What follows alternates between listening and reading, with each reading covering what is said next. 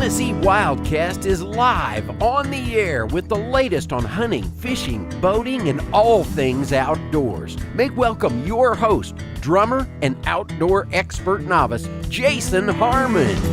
All right, hello everybody and welcome to this edition of Tennessee WildCast. We're excited to be in Crossville, Tennessee today, and we are at the regional office, and Miss Mime Barnes is my co-host today. Glad to be here. Excited about today's show. If you've seen the title, you see it's called FAQ, TWRA FAQ. So we get a lot of questions here at the TWRA all across the state. We have 5 offices, regional offices and the homes headquarters office, and we get a lot of questions. So always trying to get information out there. Always. That's our job. So we're going to hit those today and try to answer some of the most frequently asked. But first, Mimi wanted to mention Sandhill Crane Drawing. Sandhill Crane Drawing is August 11th. That's Saturday. Doors open at 8 a.m. for registration, and the actual drawing is at 10 a.m. And it is not at the Birchwood School this year. It is at Ray County High School. So join us at Ray County High School. Help us spread the word on that. Yeah, and then leftover permits will be available if there are any. If there are any. So keep an eye on that. Quota hunt draws coming to an end, so I guess that was today. It is. But anyway, so a lot of opportunities, and make sure if you want to participate in that Sandhill Crane draw, that hunt. Join us at the Ray County High School. Ray County High School. I'm excited about our guest today, Miss Cara Dishman. I'll pan out so folks can see who we're talking about. There she is. Hi. And she is one of the admin secretaries here at the office. Yeah. And, Hi. Cara was just Cara. promoted. She just got a promotion last week before. Yeah, last week. I think my official day was actually Monday, though. So, yeah, I just started this week, really. Awesome. But she's been with us for several years, and Cara came to us from Florida, where she was a game warden. Yeah, I worked for FWC, Florida Fish and Wildlife Conservation Commission. Yeah. Awesome. What area were you in the state? My first year I started Lake Okeechobee. It's if you look at a map of Florida, you see big body of water, just South Florida. I started there, did that a year. Then I went back home, Citrus County, and I worked the water there. And then I transferred to Levy County, just north, which right next to home. Right. And I worked more wood stuff. So are you a Gators fan? I love the Gators. Oh, yeah. I know. Oh, Don't we're hold gonna it against her. lose some people here now that you said Maybe that. we should stop and start again. I don't know. My mom went there, my uncle went there, and my grandma went there. So it's in my blood. Wow, that's I awesome. didn't go there, but I did. I went to games and stuff. So what brought you to Tennessee? I always say I got married, Okay. and his family's up here, so Awesome. we came to be close to his family. And as a kid, I would always visit here. So I grew up loving it. Like my family, we'd always come up here. So now it's like my family has a permanent vacation place to come to. So That's cool. And she's right at home here. She's just part of the Region 3 and the TWRA family. We're just so family-oriented, as most folks here say often. I feel right at home. Yes. Absolutely. So happy That's to the have truth. you. Yeah, happy to be here. Awesome. Well, we want to jump into some of these questions so we have enough time to hit them all today. But my first one, and I'm going to throw you a curveball here. When is peacock hunting season? It starts tomorrow. Okay. Yeah. All right. And then what does possum urine smell like? Disgusting. I don't want to know. I have no clue. Can a catfish eat us? Yes. Okay. Yeah. All right. They're dangerous. So look out. They can poke you. Be careful. I heard they can go through your boot. Have you heard that? I have not. At least the saltwater fish in Florida, like my old lieutenant, he said, be careful. He said one time, I think it went through his boot or one of the guys he stopped. So be careful. Wow. Always got to grab them, like where their wings are sticking out. Yeah. And because they hurt. Right. Like, Yep. but I've They'll never. stick you. I always was careful of that, and they're slippery, so you really gotta. If you hold them, like, you gotta grip them. So we do get the craziest questions That at was the a few office. crazy ones. But Yeah. we get repetitive questions too, and Cara is often, if you contact the Region 3 office, she's often the person you're going to get, or at least one of the gals up front when you walk in. And she's, like so many across the state, is so knowledgeable about countless things within the agency. We always tell people go to tnwildlife.org first. Exactly. If you do contact us, though, you're going to get these great folks that are so willing to try and answer your questions. Absolutely. Yep. So let's start down the list and see how far we can get today. But first one that we have here that we get quite often is deer on the side of the road. Do we pick them up? What's the thing there? No, the officers, they don't come out for that. We tell them you need to contact your local road department or DOT if it's a highway. Okay. But if And it's a local road, then the local county road department. they'll clear it. Now, but if you want to, what if you want to take that and use that meat for getting the roadkill? Then you would contact us, yes, Okay, and we all would right. we would have you get in touch with an officer, and then they'd talk to you about it and okay it. You have 24 hours to contact us if you've hit a deer on a roadway, I believe, and you have 24 hours to contact us. You can take that meat and not let it go to waste. Yeah. Awesome. Yeah, All don't right. throw it in your neighbor's yard. You get On your that'd be neighbor's bad. porch? No. Yeah, don't do that. All right. Let's see. Youth licenses and ages required. That's frequently asked. So under 12, they don't need a license. They're exempt. Okay. But once they turn 13, there's a youth license, 13 to 15-year-old. So it's $10 for that. But it wouldn't cover management areas. So if they're going to go in a management area, they'd need to get additional management area permits. And then okay. And youth hunting, has it been accompanied? Has to be accompanied by adult age 21 and older. Adults are not required to have licenses unless hunting as well. Right. Yeah.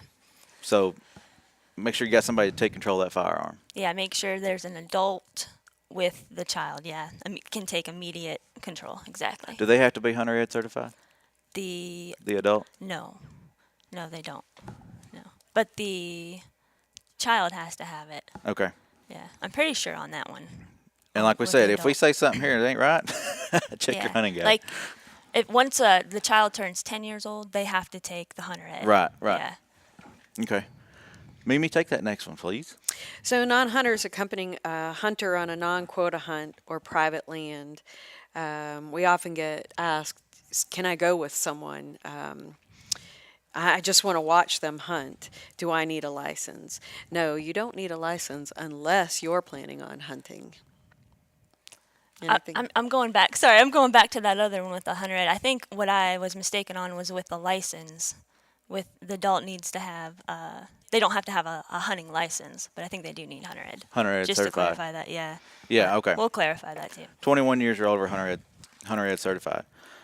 So Mimi, you were talking about a non-hunter Yeah. as can- far as if someone wanted to accompany someone on a hunt, would they need to have their license? if they're not hunting, they can't participate in any way. That's right. So like, I've got a call where a man will call and he'll say, "Hey, my wife wants to come. She just wants to take pictures or something, or one of my hunting buddies, but he's not hunting, or one of my buddies, he doesn't hunt at all, and he's just interested." So if they're not participating, then they can come on it, as long as it's not a quota hunt. Quota hunt would be specific to Right. to just a select number of people. So if you're in the act of hunting, you must have a license, and if you're not, you're okay. Yeah.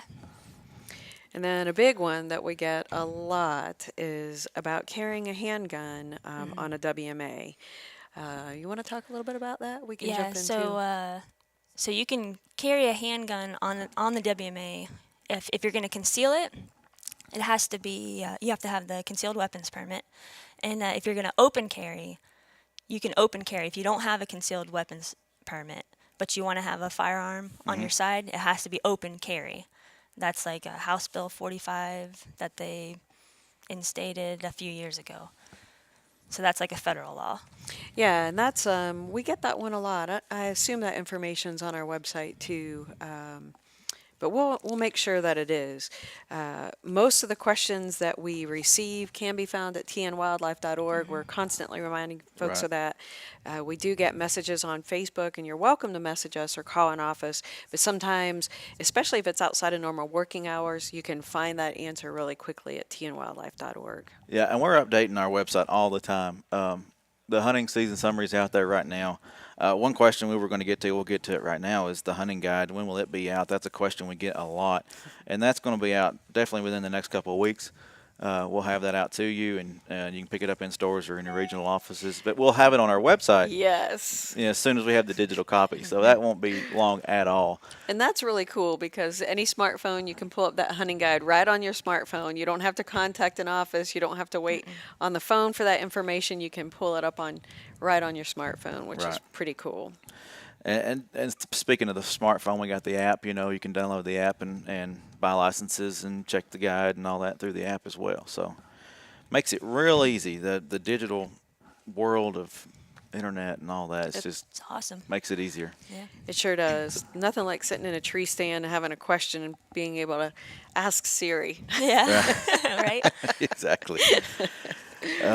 Let's hit boater registration. That's a frequently asked question. A lot of questions about boater registration and boater education. And like I said, our website is full of that. All that information's right there, and I'll pull up the boating section while we're talking about it. But let's hit boater registration first. Also, as well as it being online, we have magazines on it too. Okay. So we'll give that to new boaters when they register a boat. But as far as requirements, anything motorized, it has to be registered. And what is it? Anything before 1972 anything built before 1972 does not require a whole ID number or a HIN number. So other than that, if it's a newer boat, it has to have a HIN number or we can't register the boat. So we have to turn a lot of people back saying, hey, you need to go check it's normally located the transom of the boat, the right side, like where the motor goes. So they can always look there. It should be there. And if they don't have that, then they need to contact our HIN division in Nashville. Okay. And then they can issue them a number. If you need to get a hold of anybody in Nashville, that number is 615-781-6500, and they can answer your questions or get you to the right department. To answer those. And while we're still talking about boating, I want to show the people at home that are watching the website. The boating page has all kinds of information from registration. The boating handbook is there, and then all kinds of different other publications that you can get a hold of. But let's talk a little bit about requirements for the education and having the boater education course. The boat license. Yeah. Anyone born after 1989 is required to have a boat license. So I just made that slot. I have to have mine. So I have mine. Yeah, you just missed the mark, didn't you? Yeah, I just missed it by 2 months. So if you're January 1989. Yes. Then you have to get the license, and you can. We can give you a study guide. You can ask us for it. We'll mail it to you. Come pick it up at the office. And so once you're ready and you've studied, you can contact your local library and Schedule a test. schedule a test. Yeah, Yes, or we do it too. You can contact us, and a few people here can schedule it with you. Okay. It has to be monitored. Gotcha. So. And one of the important things to remember is even if you're born before that time, we still want you to be safe. We still want you to go through those regulations and understand the laws on our water. And we're never out to get anybody. No. Our job is to ensure that you're safe while you're having fun. Just want to remind folks, just review them. Especially this time of year, our waterways are really busy up through the Labor Day weekend. Our officers are putting a lot of time on the water this time of year. It's busy. And trying to keep everybody safe out there, but it helps if you all take an extra step and try to be safe. All right, let's see. Some other questions we get. I haven't been getting my magazine. You've heard that one a time or two, I'm guessing. Yes, absolutely. That's something that Miss Cindy Ferris at our central office, she gets those questions quite a bit on She's over the magazines, right? She helps with magazine circulation, and she gave us an answer here, a little solution. Let me read it.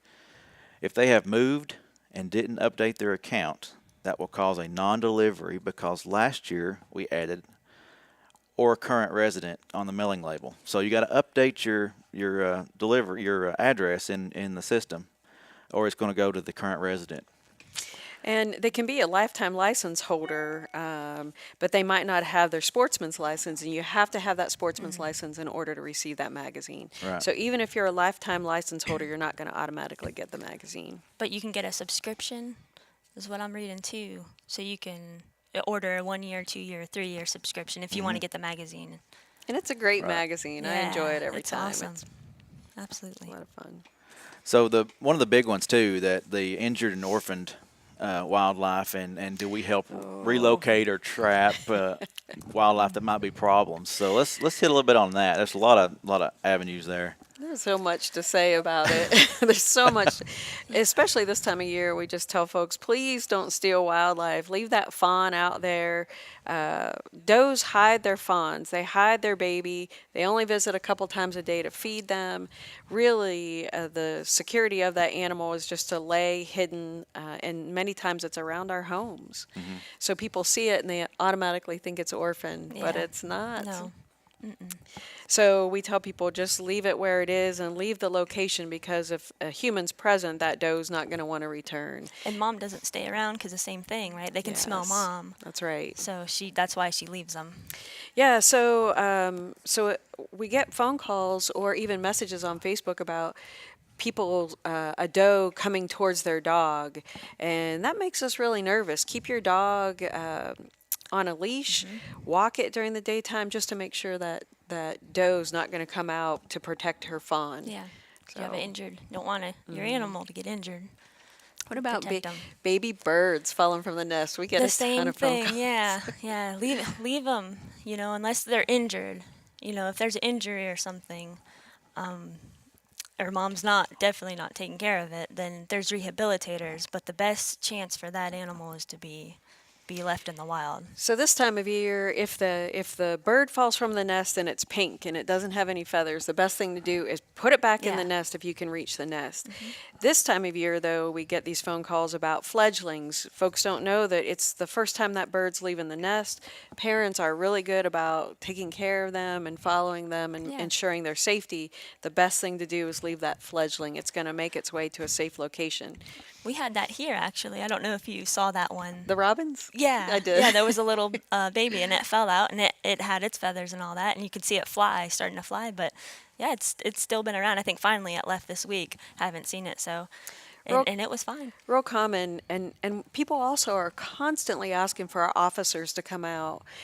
Can you move a nuisance animal, a raccoon, out of my yard? And here's our answer to that. Our wildlife officers are overwhelmingly busy, and they answer as many as they can, but it's not their primary duty. Their primary duty really is about safety and ensuring that folks are following our hunting and fishing laws. And that's where we depend on the rehabilitators across the state. And we keep a list of those at tnwildlife.org. It's under law enforcement, and you can actually click and find a rehabilitator close to you. Again, our officers would love to respond, and they try to, but many times their duties are pulling them elsewhere for things like boating safety, for example, this time of year. And that's more important. Not that they don't care, not that we don't care about wildlife. It's just where their duties are necessary. So, Yeah, and like Mimi said, on our website, tnwildlife.org, under law enforcement, it's real easy to find there. And if you're watching from home, I'm showing you. But it's like we say, everything is there. Everything on most everything. If it's not there, then we need to work on that. But and we'll get that stuff updated. But our website is full of information, and a lot of times we'll get these questions, and we just say, you know what? On our website, this page, this link right here, sentence 3. We could even get down to the to the sentence and show people where the answer is. So just keep checking our website. there's one more thing I want to add to that. Many times people say, can we relocate an animal? Well, no, and it's for the safety of wildlife. We don't have facilities, although I wish we had secret facilities. It'd be pretty cool, but we don't have secret That'd be facilities. cool. We don't have facilities to house animals. We cannot test them for illnesses, and if you capture something in your yard and you move it, you might unknowingly be moving that disease. So that law is in place for the protection of wildlife. We don't want to unknowingly move disease to a population that would otherwise be healthy. So if you trap something on your property, it needs to be released on your property or humanely euthanized. That's for nuisance wildlife. Right. Yeah, and if they can't do it themselves, then contact a nuisance trapper. And there's, I don't know if you mentioned that on the website too. Yeah, that's That's good. what you're saying. Yep. tnwildlife.org. Oh man, it's a great resource. I use it all the time. We do. We do. It's awesome. When you get the questions, you're like, yeah, I know. know I've I think seen I it know that somewhere. answer, or let me make sure I'm correct. You Yeah, know? exactly. So That's we it. have to go look There's too. so you know? much information that. In the hunting Okay. guide, when it comes out, there's a lot of information in there, especially when it comes down to WMAs and restrictions on each WMA. If you're going, I had a question the other day, it came in, I want to hunt in Montgomery County. Well, there's 2 WMAs in Montgomery County. He wanted to know if he needed if a sportsman's license would cover that, cover the WMA permit. And then I thought, well, yeah, it will, but then you got to think about the different weapons restrictions and the close dates, and is it open same as statewide, and all that stuff is in the hunting guide. Yeah, different WMAs varies. Right. Different rules. Some are quota only, some are same as statewide, and some Yeah, and if closed it's a during certain quota, times. You gotta And- have a quota permit. Yeah. The hunting guide also has contact information for each of those WMAs. Exactly. If you For the do have a managers. really, really specific question, that might be a good place to start. Again, we get messages through Facebook continually, and then our office. Daily, yeah, we do. Absolutely. Once it starts rolling here pretty soon.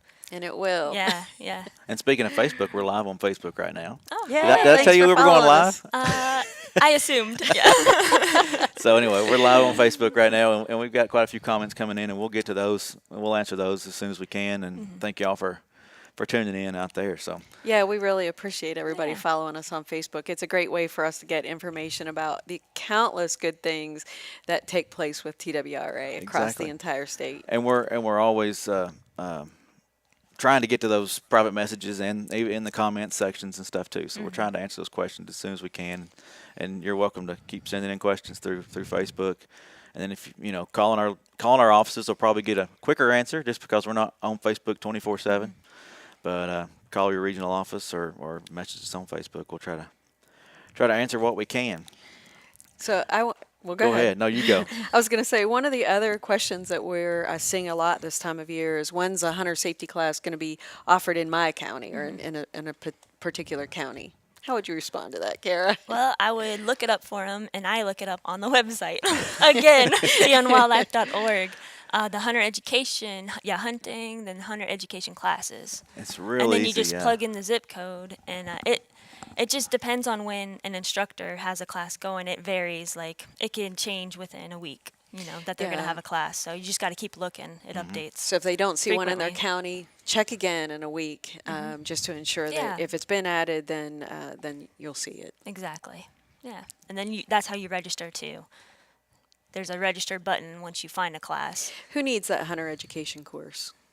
Anyone hunting that is a minimum 10 years old. Once a child turns 10, they have to have hunter education.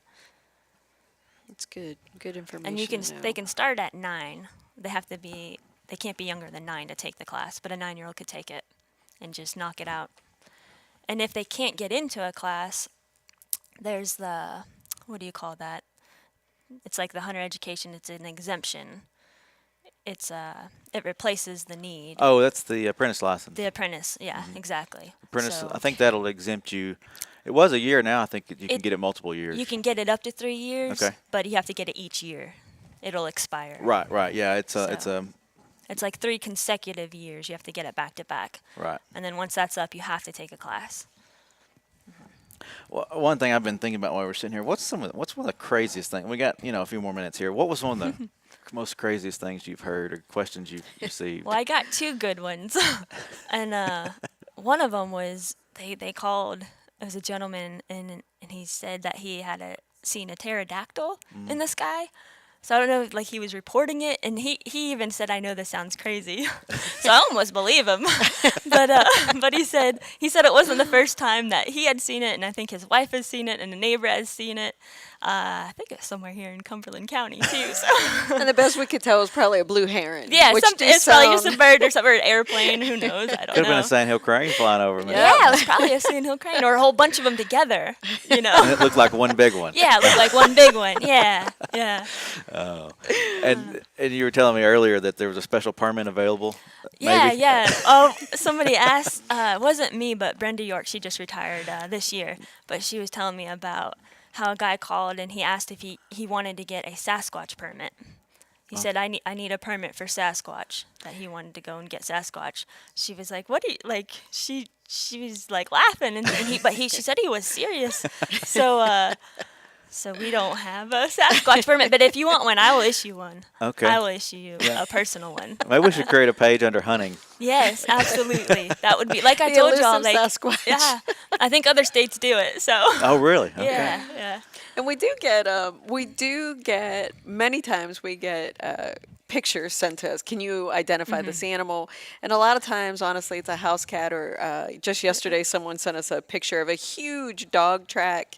There's a real defined difference between cat and dog tracks, and so we appreciate those things, but scat, all kinds of stuff. Yeah. Speaking of that, when you overlay another image from that trail cam, say you got a picture of a cat, and then you overlay the same image from the same camera of a deer, and you put those two together, compare the size difference. Because a lot of times that cat looks big, but when you mix it in with a deer and you superimpose those together, you see that cat is really small. Yeah, we get a lot on panthers. Cat questions, yeah. And really, people really want to see those things, and we do too. It's exciting for us. But when we end up seeing the track, cats have a dip in their heel pad, and a dog never has that. And so we can tell pretty quickly as to whether it is or not. And then we're also looking at vegetation, because we see vegetation around the animal and recognize it is not nearly the size that it would need to be in order to be something like a cougar or mountain lion. Yeah, it's amazing how you can lay those together and see just how big that animal is in comparison to say a deer. Yeah. But we're always willing to answer questions. Oh, so yeah. What's that website again? tnwildlife.org. tnwildlife.org. So yeah, it's all right there, and we try to update it regularly, and the homepage changes a lot, and try to keep that updated and keep the most current stuff out there right in front of you, so it's easy to find. So, anything else you want to add before we go? Thanks, Cara. Thank you guys. You're I out, appreciate Cara. it. You guys do. Thanks for having me. Yeah, Appreciate it. Thanks for being on, Cara. And like I said, if you got any questions, feel free to send them in. Call our central office, our regional offices, or message us on Facebook, and we'll do what we can to get those answers for you. So thanks for watching this edition of Tennessee WildCast, and we will see you all next time.